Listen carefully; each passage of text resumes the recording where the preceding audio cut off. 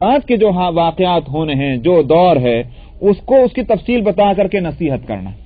یہ 3 قسم کی نصیحتیں ہیں جو قرآن حکیم میں، بس یہی قرآن پاک ہے. بس تو یوں کہیے کہ احکام اور دوسرے التذکیر، اور التذکیر یہ 3 مضامین کے ساتھ، اور احکام میں ایمانیات اور اعمال آ جاتے ہیں. یہ ہے پورے قرآن شریف کا مضمون. تو یہاں وذکرہم بایام اللہ، اور ان کو ایام اللہ یاد دلائیے. یعنی اللہ کی طرف نسبت کیوں کی گئی؟ اس لیے کہ خاص طور پر اس میں اللہ کے فیصلے جو ہیں وہ نافذ ہوتے ہوئے نظر آتے ہیں. یعنی اسباب سے ہٹ کر کے، سمجھ میں، اسباب سے اس کی کوئی تعویل نہیں کر سکتے یہ واقعہ کیوں ہوا. مثال کے طور پر آپ دیکھتے ہیں بھائی زمین میں جھٹکا آ گیا، زلزلہ آ گیا. اگر پہلے سے معلوم ہوتا تو آدمی اس کی تیاری کر لیتا، لیکن اچانک جو آتا ہے یہ کیوں آتا ہے؟ اس کا کوئی سبب معلوم نہیں ہے سائنٹیفک. یہ اللہ نے کر دیا، یہی کہتے ہیں نا آپ اس وقت. حالانکہ اسباب سے ہوتا تب بھی اللہ ہی کرتے، مگر بغیر سبب کے جب کوئی کام ہوتا ہے تو آپ خاص طور پر کہتے ہیں کہ بھئی اللہ نے کر دیا. تو ٹھیک اسی طرح سے ایام اللہ، ان ایام کی نسبت اللہ کی طرف اس لیے کی کہ قوموں پر جو عذاب آیا وہ عذاب جو ہے وہ اسباب سے ہٹ کر کے چونکہ اللہ کے فیصلے سے آیا، اس واسطے اس کی نسبت اللہ کی طرف کر دی گئی. ان فی ذلک لآیات لکل صبار شکور، اور ان میں کھلی نشانیاں ہیں کن کے واسطے؟ ہر صبر کرنے والے اور شکر گزار کے واسطے. ورنہ تو یوں تو بیان کرتے رہیے کیا ہوتا ہے. ہم جیسے لوگ بھی واقعتاً جو کہلاتے ہیں مسلمان، پورا قرآن شریف یہاں سے وہاں تک پڑھ جاتے ہیں، ذرا بھی تو فرق نہیں پڑتا. کیوں؟ یہ 2 صفتیں ہمارے اندر نہیں ہیں، صبار اور شکور. صبار کس کو کہتے ہیں؟ صبر سے. صبر کے معنی کیا ہے؟ صبر کے معنی صرف اتنا ہی نہیں، کسی کا انتقال ہو جائے انہوں نے کہا بھائی صبر کرو، وہ تو ایک اس کا ایک یوں کہیے ایک جز ہے. وہاں جو صبر کرنے کو کہتے ہیں وہ بھی اس کے اپنے معنی کی وجہ سے. معنی اس کے کیا ہے؟ طبیعت کو کنٹرول کرنا، اس کی جو چاہ رہی ہے طبیعت اس پر کنٹرول کرنا، اس کا نام ہے صبر. لہذا جب کوئی مر جائے تو آپ کہتے ہیں صبر کر، کیا مطلب؟ اب اس کے رونے کو چیخنے کو جو چاہ رہا ہے آپ کہتے ہیں بھائی اپنے آپ کو کنٹرول کرو، صبر کرو. یہ مطلب ہے صبر کہتے ہیں یہ روکنے کو. اسی طرح سے جب صبر قرآنی زبان میں بولا جاتا ہے تو جہاں مصیبتوں پر صبر اس کے معنی میں ہے، وہاں اس کے ساتھ ایک اور بھی چیز ہے، اور وہ ہے صبر علی الطاعت اور صبر عن المعصیت.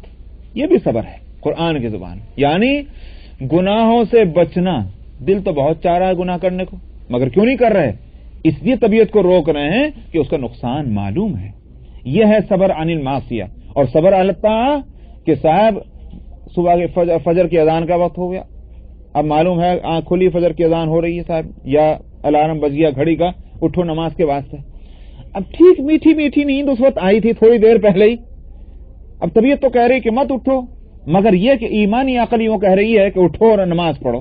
اب یہ جو شخص اٹھتا ہے نماز پڑھنے کے واسطے، یہ صبر علی الطاعت ہے.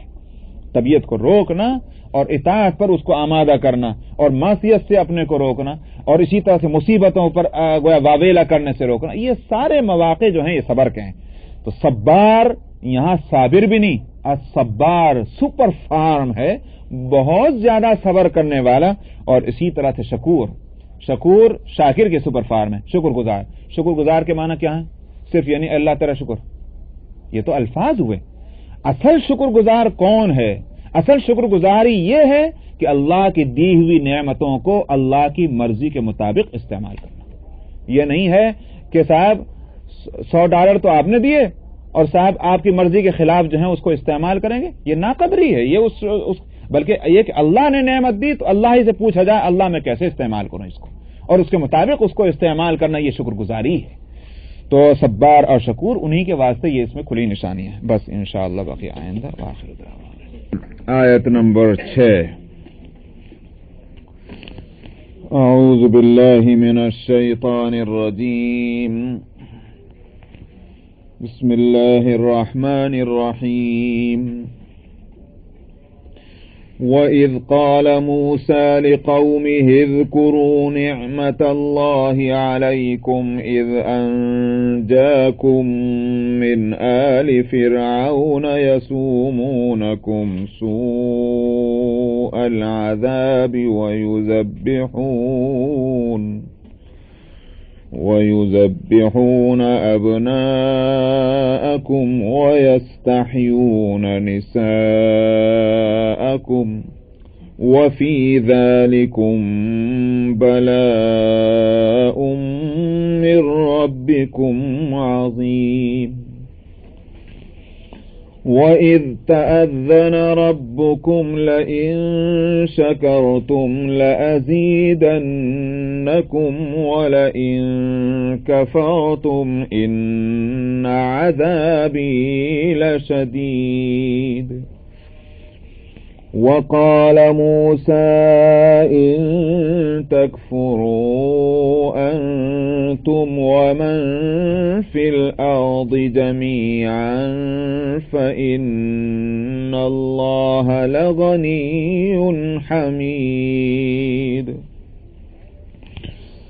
ألم يأتكم نبأ الذين من قبلكم قوم نوح وعاد وثمود والذين من بعدهم لا يعلمهم إلا الله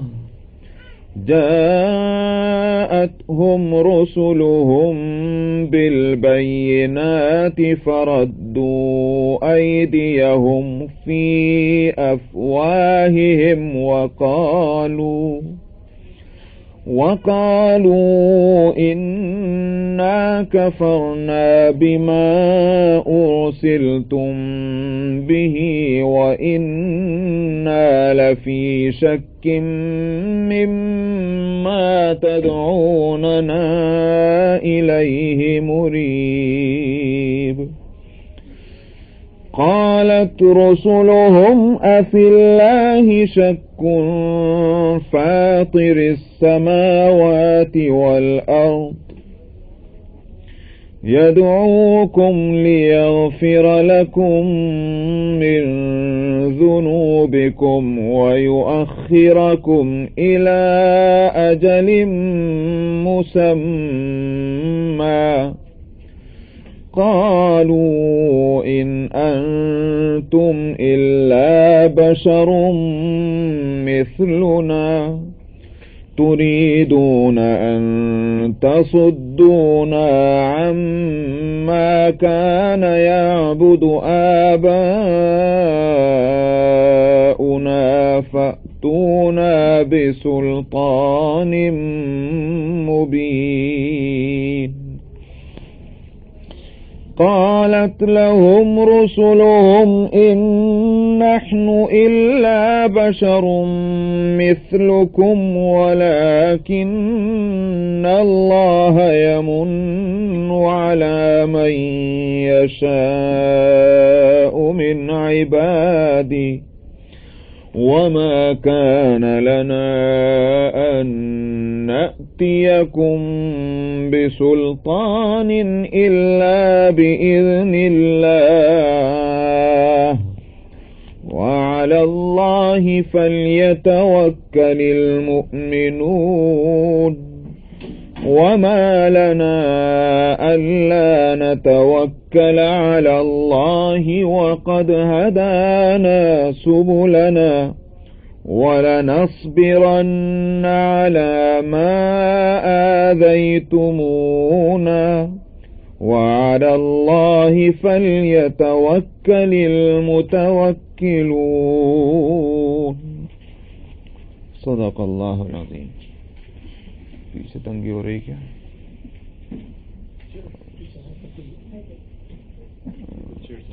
कुछ बीच में आएंगे तो कुछ चेयर्स उधर हैं। मूसा अलैहिस्सलातु वस्सलाम का तज़किरा आयत नंबर 5 से शुरू किया गया, जिसमें यूं समझिए कि 3 बातों की रियायत नजर आ रही है। एक तो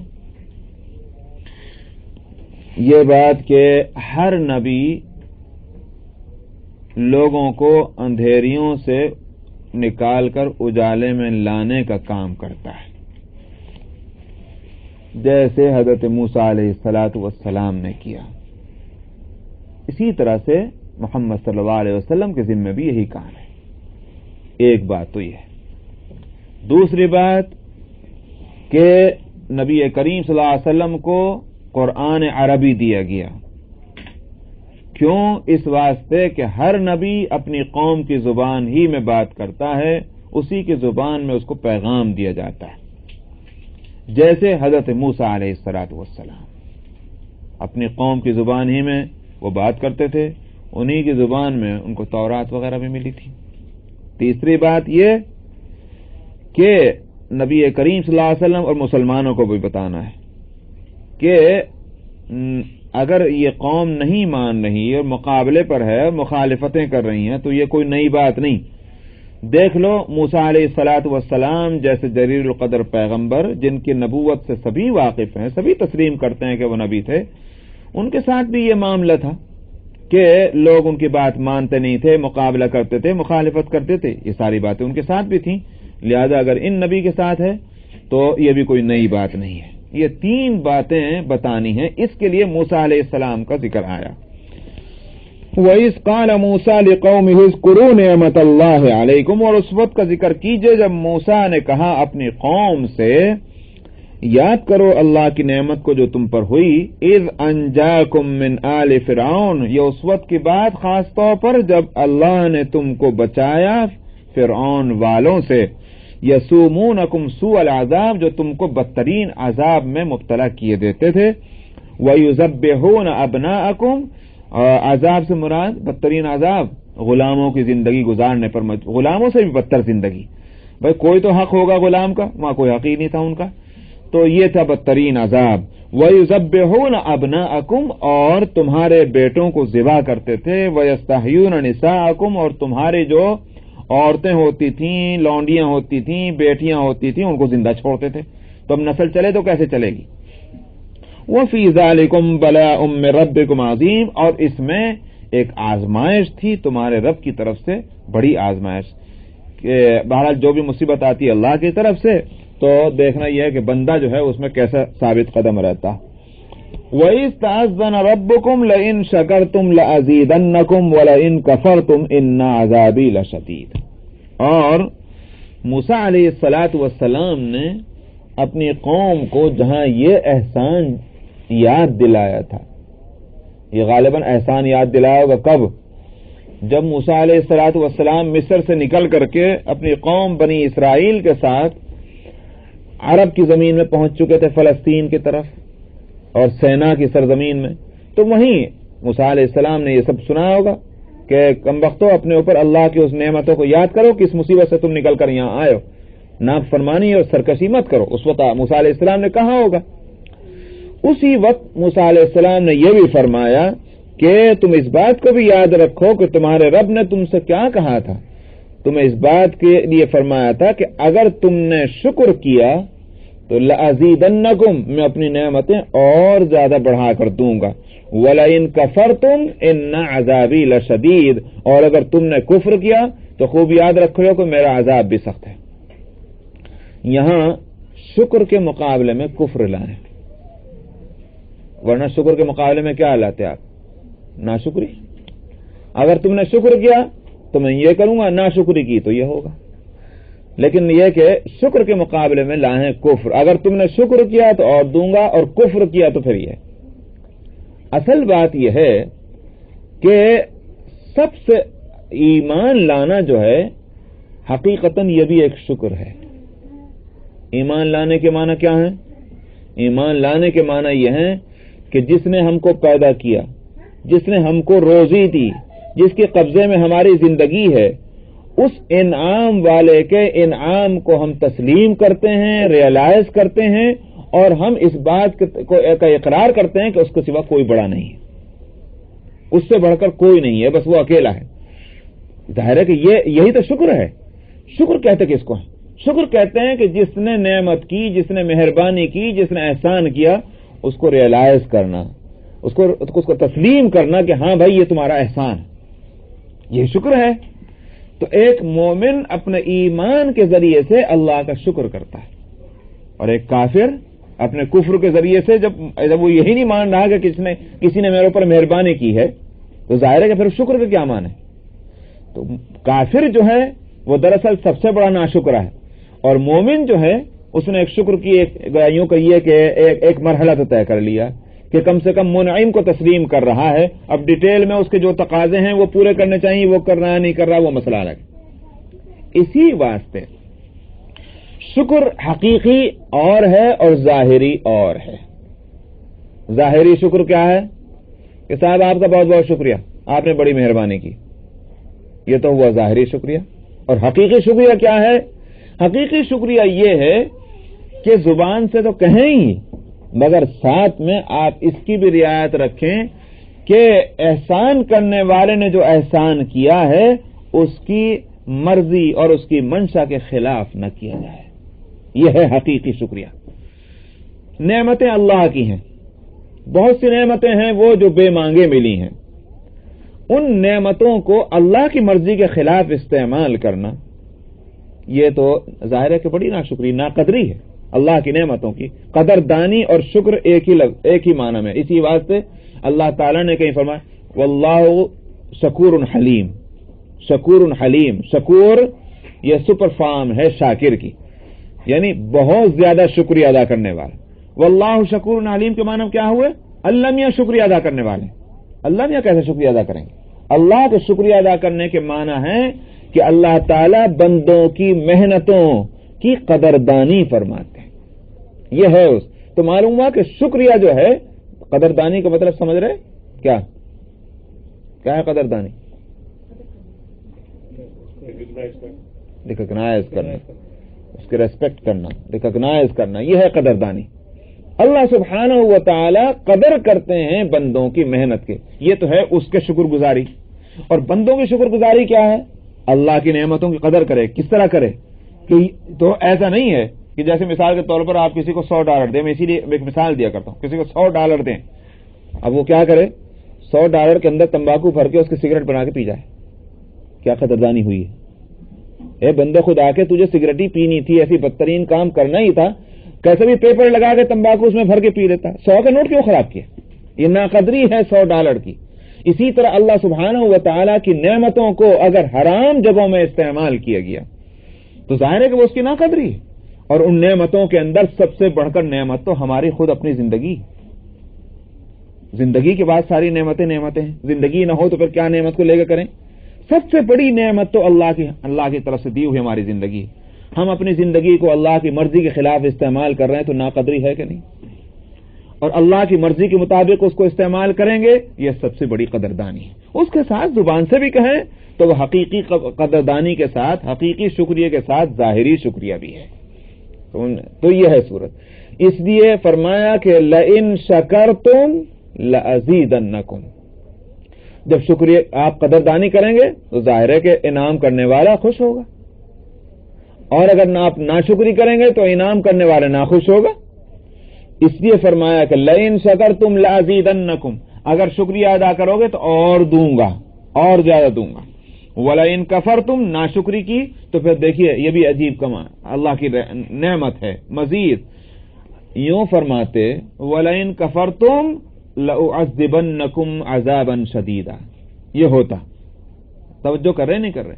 یوں فرماتے اللہ تعالیٰ کہ اگر تم نے ناشکری کی تو میں تمہیں سخت عذاب دوں گا.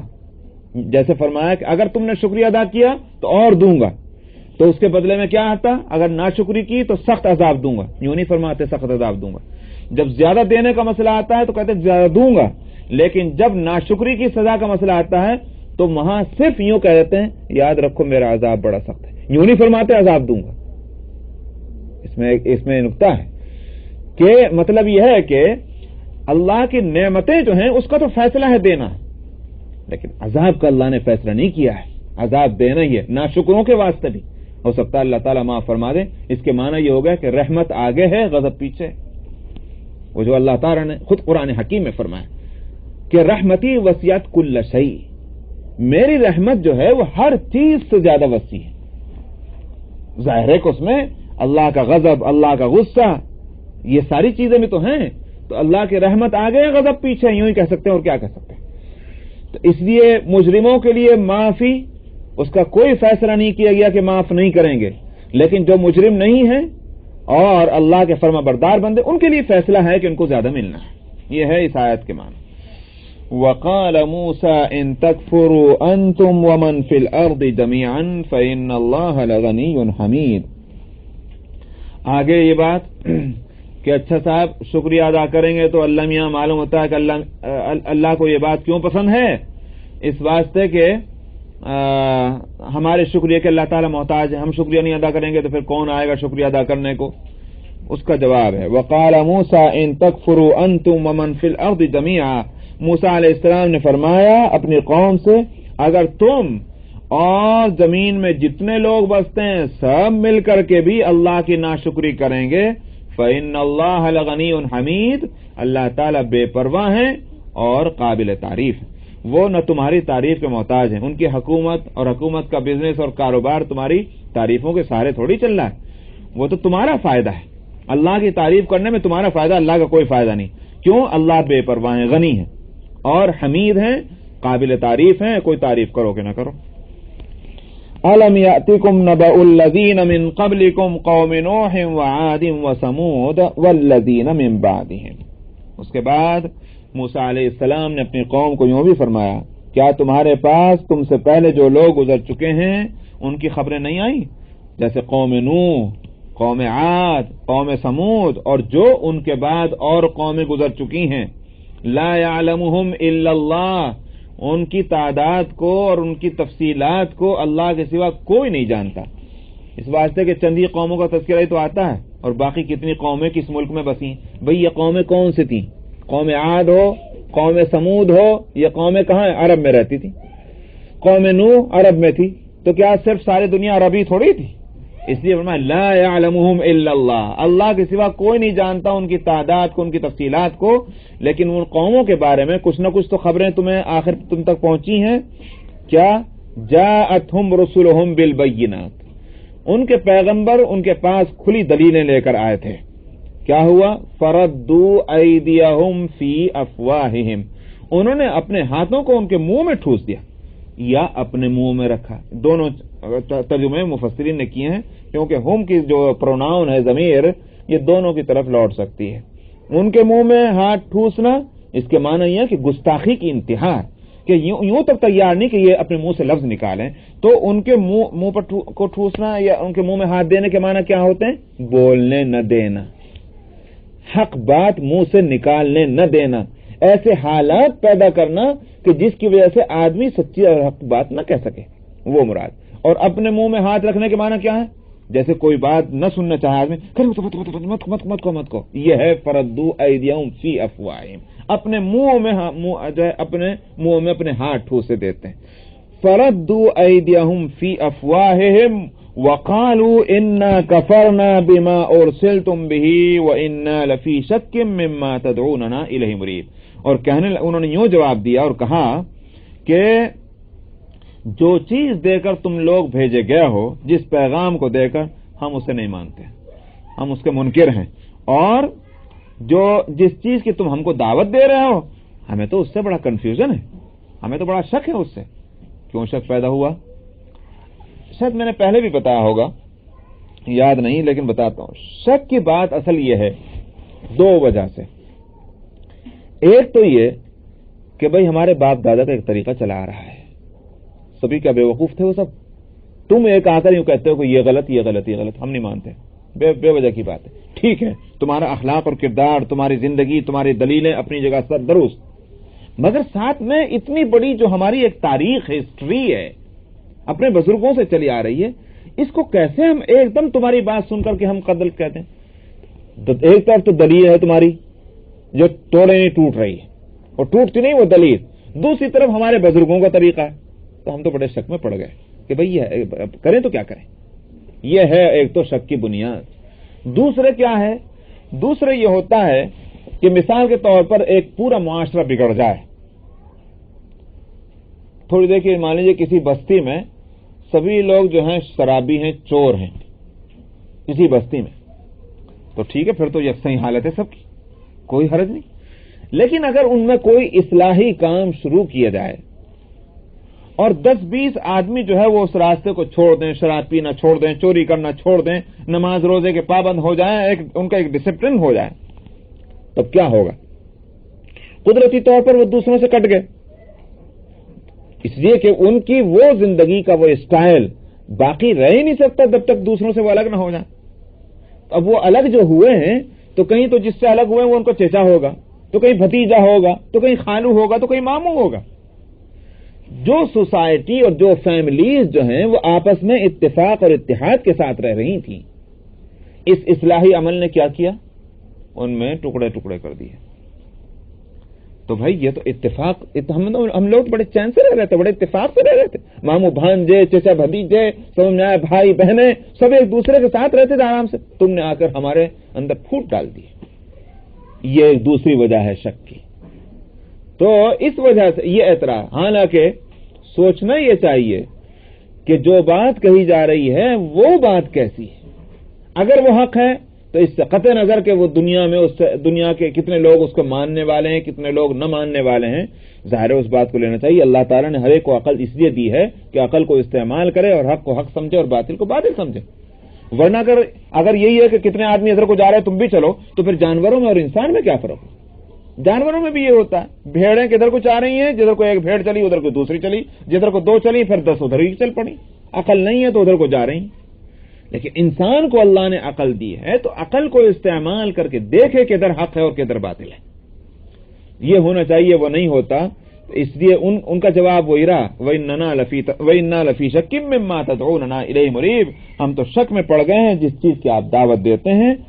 اور مریب مزید تاکید کے واسطے کہ معمولی شک نہیں، بہت ہی زیادہ شک اور شبہ ہو گیا ہم کو۔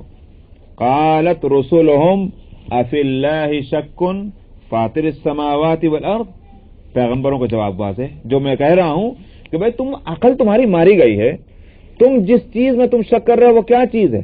میری دعوت، اور ہماری دعوت کہیں کی ہے؟ اللہ کے ایک ہونے کی۔ تو اس کے معنی یہ ہو گیا کہ تم اللہ کے ایک ہونے کے معاملے میں تم شک میں پڑ گئے، تو بے وقوفی نہیں تو اور کیا ہے؟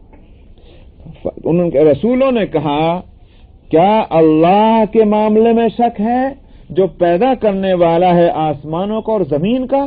کیسی بھیانک بات تم کہہ رہے ہو، یہ مراد ہے۔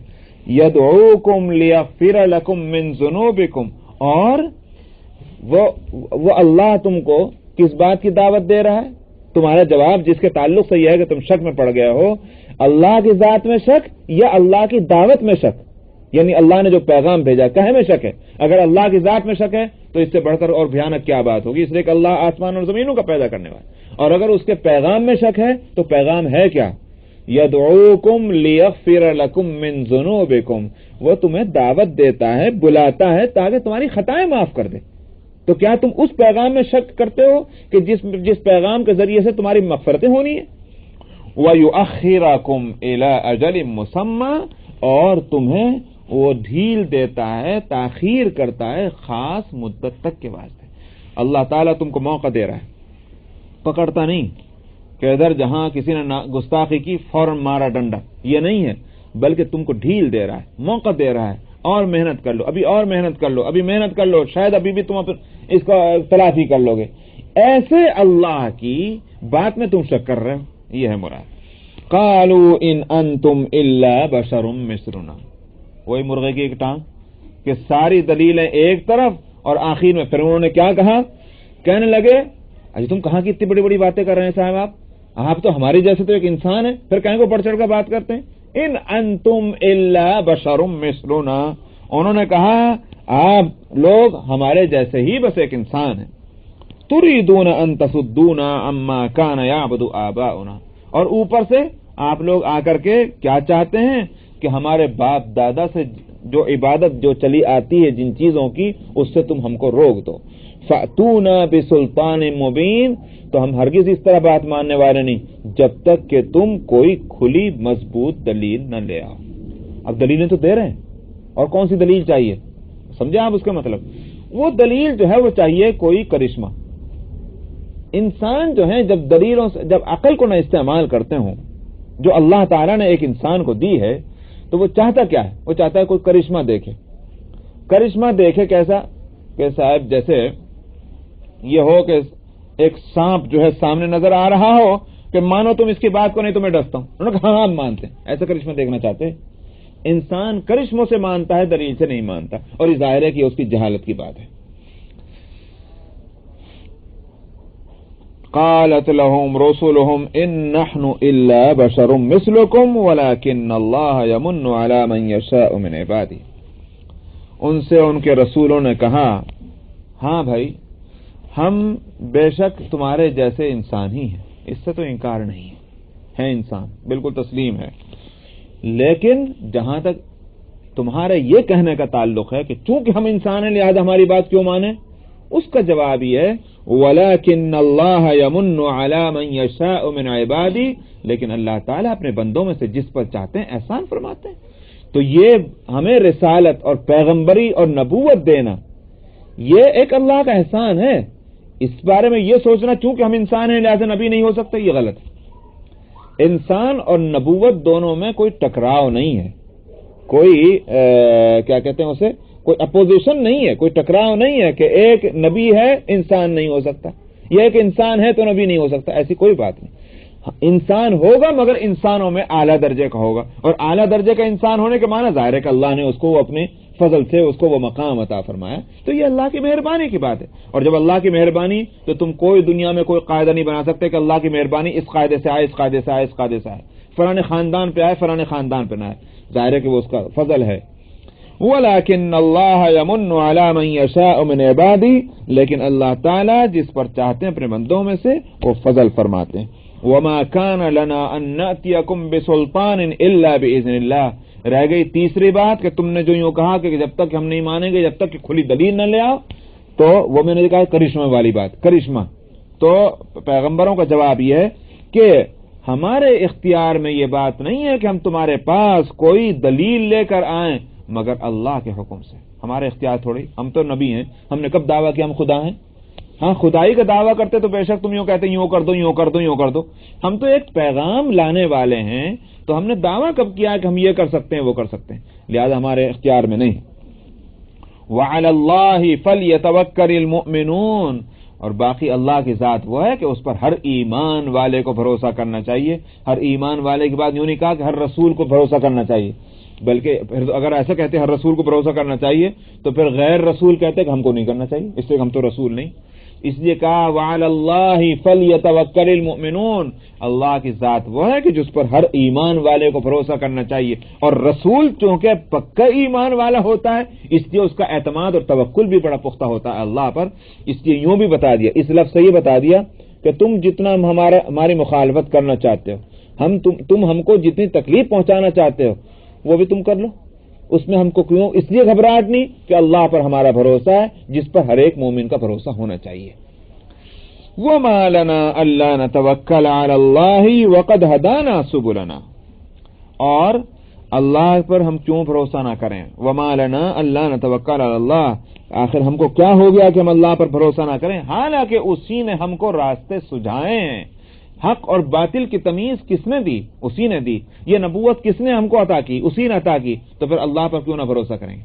سمجھ میں آیا؟ مثال کے طور پر یہ ہے کہ بھائی ایک شخص یوں کہے فکر مت کرنا کھانے پینے کی، سمجھ میں آیا؟ کسی طرح کی پریشانی مت اٹھانا، یہ لو $100 آج کا تو گزر کر لو. اب کوئی آدمی وہ جس نے $100 لیے وہ اس کو اطمینان ہونا چاہیے کہ نہیں ہونا چاہیے؟ جس شخص نے $100 دیے اور یوں کہا فکر مت کرنا، جب پریشانی ہو تمہاری ضرورت پوری ہو جائے گی، فکر مت کرو، بس تم یہ کام کیے جاؤ، یہ معنی ہوگا کہ بھائی بھروسہ اس پر ہے. اس لیے کہتے ہیں کہ وَمَا لَنَا أَلَّا نَتَوَكَّلَ عَلَى اللَّهِ، ہم کو کیا ہو گیا کہ ہم اللہ پر بھروسہ نہیں کریں گے، حالانکہ اسی نے تو ہم کو سارے راستے سجھائے ہیں. وَلَنَصْبِرَنَّ عَلَى مَا آذَيْتُمُونَا، اور ہم ضرور تمہاری دی ہوئی تکلیفوں پر صبر کریں گے. وَعَلَى اللَّهِ فَلْيَتَوَكَّلِ الْمُتَوَكِّلُونَ، اور اللہ پر ہی بھروسہ کرنے والوں کو بھروسہ کرنا چاہیے. وقال الذين، بس کیا یہ تو بہت وقت ہے. وقال الذين كفروا لرسلهم لنخرجنكم من أرضنا أو لتعودن في ملتنا فأوحى إليهم ربهم لنهلكن الظالمين وَلَنُسْكِنَنَّكُمُ الْأَرْضَ مِنْ بَعْدِهِمْ ذَلِكَ لِمَنْ خَافَ مَقَامِي وَخَافَ وَعِيدِ.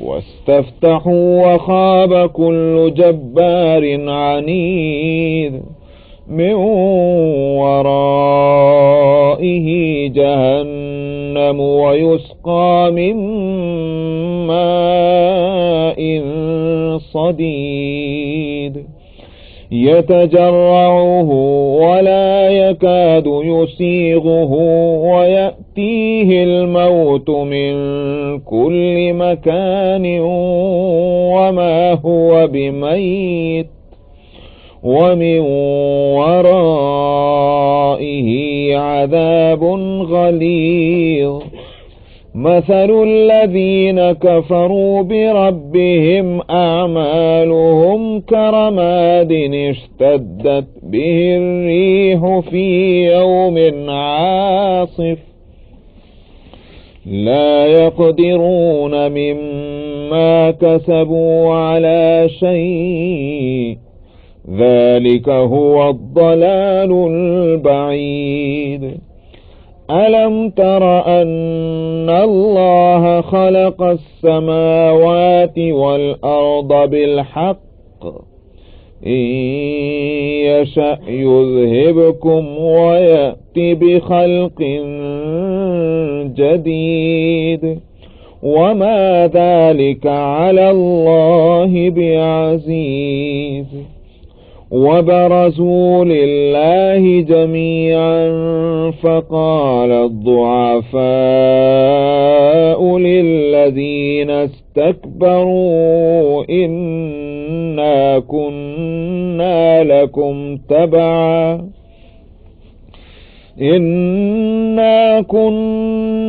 لكم تبعا فهل أنتم مغنون عنا من عذاب الله من شيء قالوا لو هدانا الله لهديناكم سواء علينا أجزعنا أم صبرنا ما لنا من محيص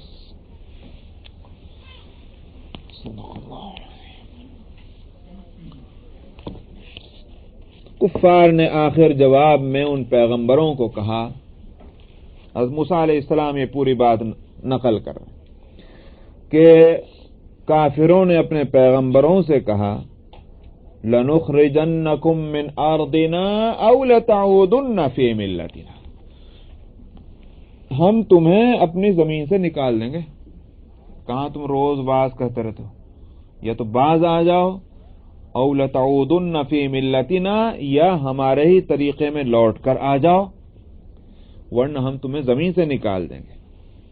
یہ انہوں نے دھونس دی، دھمکی دی۔ یہ کیوں نقل کیا گیا؟ میں نے شروع میں بتایا تھا جب سورج شروع کی تھی کہ یہی آیت کا یہ ٹکڑا بتا رہا ہے کہ یہ کس وقت نازل ہوئی ہے یہ سورہ۔ نبی کریم صلی اللہ علیہ وسلم کی مسلسل کوششوں کے نتیجے میں مکہ مکرمہ میں اب جب دلیلوں کا کوئی مقابلہ نہیں، جو معجزات دکھائے جا چکے ہیں ان کا کوئی مقابلہ نہیں، نبی کریم صلی اللہ علیہ وسلم کا جو اخلاق اور کردار ہے اس پر کوئی انگلی نہیں اٹھا سکتا، جو جماعت تیار ہوئی ہے ان کے صبر اور ضبط اور ڈسپلن جو ہے وہ ایک مثالی ہے۔ اب ان سب چیزوں کا مقابلہ کیسے ہو؟ لیکن ماننے کو تیار نہیں، تو اب اس کے سوا کیا تھا؟ بھائی اب کیا کریں، بڑے پریشان ہو گئے، نکالو بھائی ان کو یہاں سے۔ یہ تھی وہ سوچ جو مشرکین کے دماغوں میں آ رہی تھی، کس طرح سے ان سے چھٹکارا پائیں، انہوں نے تو ہماری لیڈری کو خاک میں ملا دیا، ہم لیڈر تھے پورے عرب کے، اب جو دیکھو تو محمد کی بات کر رہا ہے صلی اللہ علیہ وسلم، تو اب ان کو نکالنے کی باتیں دماغوں میں گھوم رہی۔ اللہ تعالیٰ اس جز کو اسی واسطے نقل فرما رہے ہیں پچھلی قوموں نے جو اپنے رسولوں سے کہا کافروں نے اپنے رسولوں کو ہم تمہیں ضرور نکال دیں گے اپنی بستیوں سے، یا تم ہمارے طریقے میں لوٹ آؤ۔ لوٹ آنے کا لفظ جو کہا گیا ہے وہ اس سے یہ شبہ نہ ہو کیا رسول جو ہیں پیغمبر وہ کافروں کے طریقے پر ہوتے تھے پہلے، جس کے لیے کہا گیا کہ لوٹ کر آؤ؟ ہم نے آیا نہیں۔ تو یہ تو خوب یاد رکھیے پیغمبر جو ہوتے ہیں کبھی بھی کفر اور شرک نہیں کرتے، نہ نبوت سے پہلے اور نہ نبوت کے بعد۔ نہ صرف یہ کہ کفر اور شرک،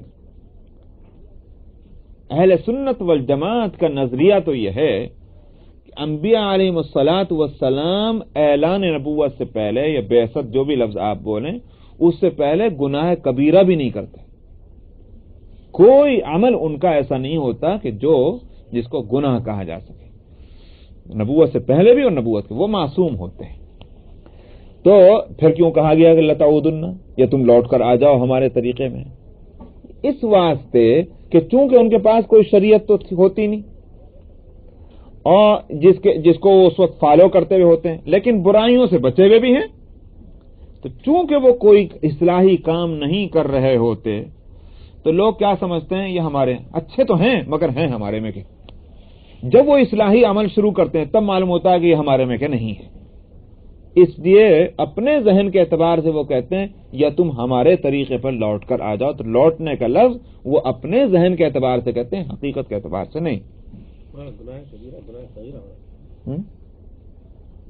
آپ نے کہا سنت الجماعت کا عقیدہ ہے، علماء صاحب کے نبی گناہ کبیرہ گناہ صغیرہ ہونا چاہیے۔ صغیرہ بڑے ہوتے ہیں چھوٹے؟ چھوٹے گناہ کی نہیں کرتی، یہ کہنا ہے۔ نہیں، میں تو یہ کہہ رہا ہوں گناہ کبیرہ نہیں ہوتا، گناہ نہیں ہوتا، بس یوں کہیا گناہ نہیں کرتے، یہ ہے۔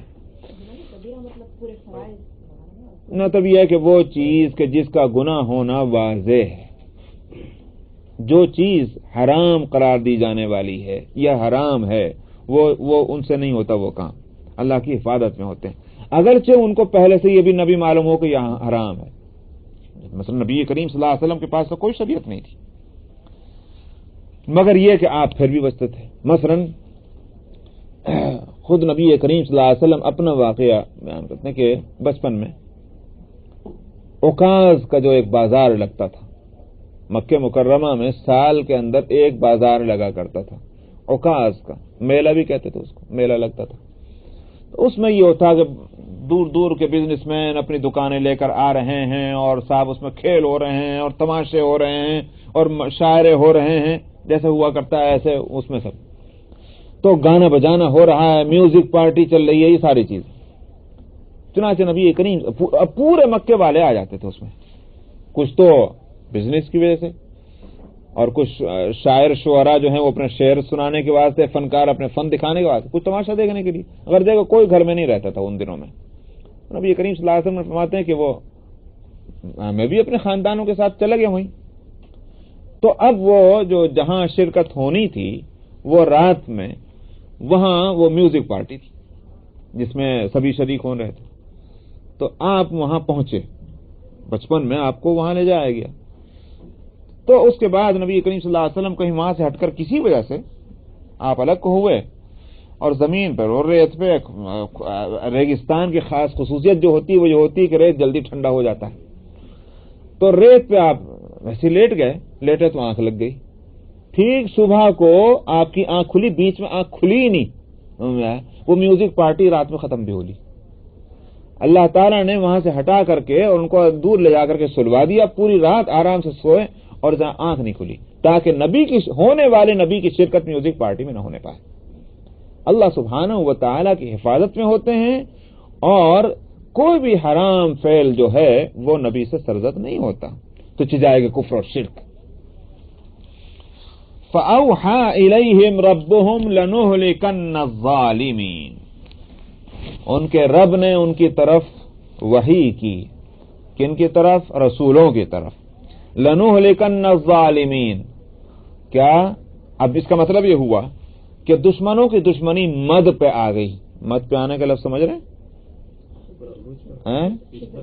شدت پہ آ گئی، بالکل اب جو ہے ٹیمپر بالکل ہائی ہے، تو اب مد پہ آ گئی بات۔ ٹھیک اسی وقت اللہ سبحانہ و تعالیٰ کی مدد جو ہے وہ اب حرکت میں آتی ہے۔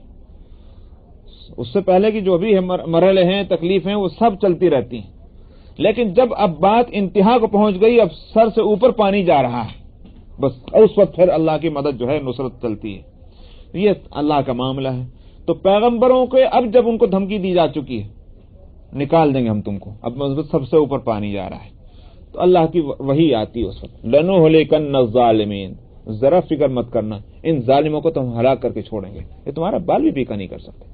تو اس وقت اللہ کی طرف سے تسلی کی بات آتی۔ نبی کریم صلی اللہ علیہ وسلم کا آپ دیکھ رہے ہیں، آپ کو پتھر مارے گئے، آپ کے راستے میں کانٹے بچھائے گئے، آپ کو گالیاں دی گئیں، سب کچھ ہوا، آپ کو 2.5 سال تک جو ہے پوری برادری کا جو ہے وہ بائیکاٹ کیا گیا، کھانے اور پینے کی تکلیف، کیا تکلیفیں نہیں آپ نے اٹھائیں، سب کچھ ہوا، مگر اب کیا ہوا؟ اب یہ ہے کہ بھائی قتل کر دو۔